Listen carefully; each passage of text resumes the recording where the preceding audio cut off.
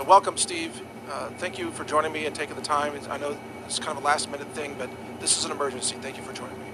Well, Mike, this is the most perilous time that I can remember happening in real time in over 35 years of broadcasting in real time.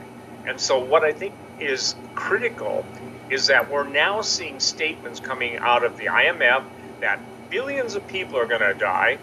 The war is going to happen. As you and I are on the interview right now, this Friday, we are seeing absolute movement of massive tanks and artillery, NATO movements into Romania, also into pre-staging to go into Ukraine.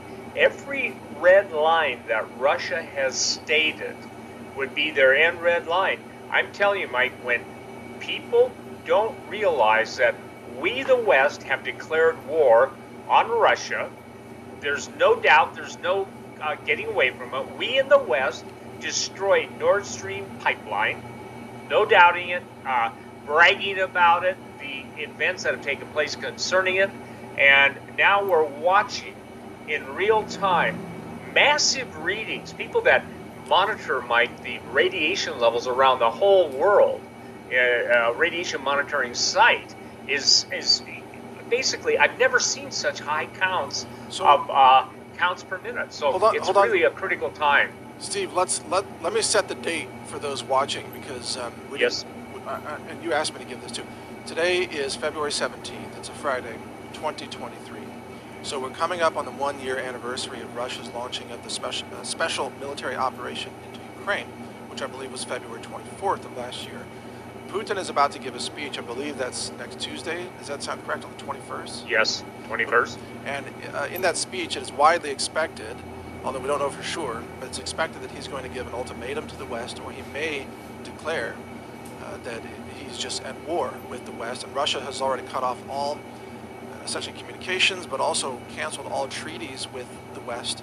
And then you had something, Steve, about China and communications with China. You want to share that with us right now? Sure. And as we're on this interview, ladies and gentlemen, China has just broken all communications with the United States.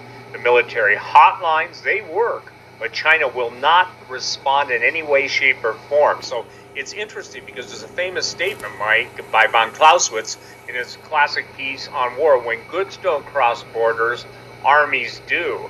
And when communications cease, unfortunately, that's the worst sign in the world, because something's getting ready to happen, and that something, I'm afraid, is going to involve Taiwan, a nuclear first strike on the United States of America.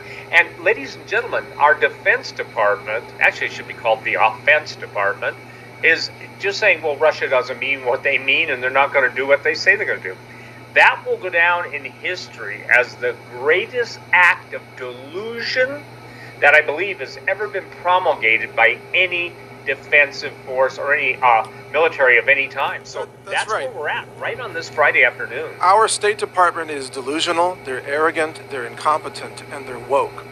And they're so woke that they're going to walk us into World War III, which is almost a tongue twister. I know you'll appreciate that, Steve. Walking into World War III.